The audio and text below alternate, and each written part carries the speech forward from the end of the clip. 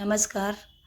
आज आपण कांद्याचा पराठा कसा तयार करायचा ते पाहणार आहोत. माझा जर आवाज बसलेला आहे तर तुम्ही घ्या. तर इथे मी पहिल्यांदा त्याचं सारण तयार करणार आहे. तर त्यासाठी मी मध्यम आकाराचे 2 कांदे बारीक असे चिरून घेतलेले आहेत.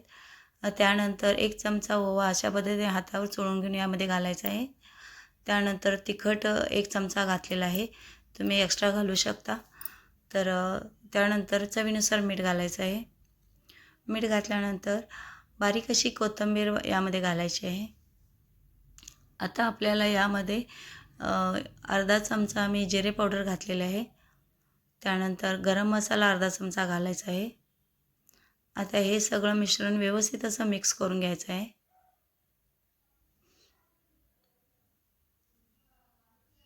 आणि हे आपलं सारण तयार झालेले कांदा पराठ्यासाठी. तर आता आपल्याला कणिक मळून घेऊन अशा पद्धतीने आपण पोळीसाठी जेवढं कणिक घेतो तेवढाच गोळा इथे घ्यायचा आहे आणि हे व्यवस्थित असा गोळा लाटून घ्यायचा आहे. आता हा लाटून झाल्यानंतर यावरती आपल्याला तूप लावायचं आहे. तुपाऐवजी तुम्ही तेलही लावू शकता. आणि हे व्यवस्थित असं आपल्याला पसरून घ्यायचं आहे. आणि आपण जे कांद्याचं सारण तयार केले ते व्यवस्थित आपल्याला या पोळीवरती पसरून घ्यायचं आहे.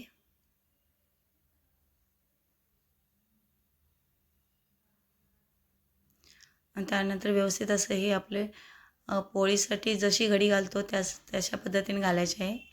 यावरती सुद्धा अर्ध्या पोळीवरती सुद्धा इथे तुम्ही सारण घालू शकता. इथे मी घातलेलं नाही आहे. आणि अलगद असं लाटण्याने आपल्याला हे लाटून घ्यायचं आहे. जास्त दाबून प्रेस करायचं नाही. अलगद आपल्याला लाटणं यावरती फिरवायचं आहे.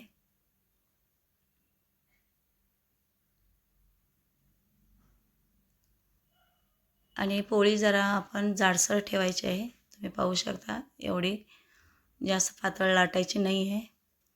तर इथे आपला तवा तापलेला आहे. आता आपण हा पराठा भाजून घेणार आहोत.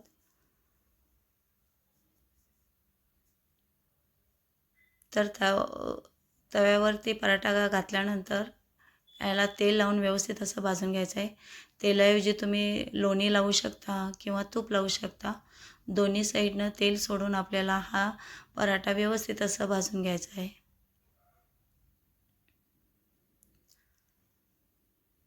सकाळच्या घाई गडबडीत आपल्याला मुलांसाठी डब्यामध्ये हा ब्रेकफास्ट म्हणून देऊ शकता. हा पदार्थ एकदम सोपी अशी ही रेसिपी आहे आणि झटपट तयार होते. आणि जास्त काही यामध्ये साहित्य घालावं लागत नाही.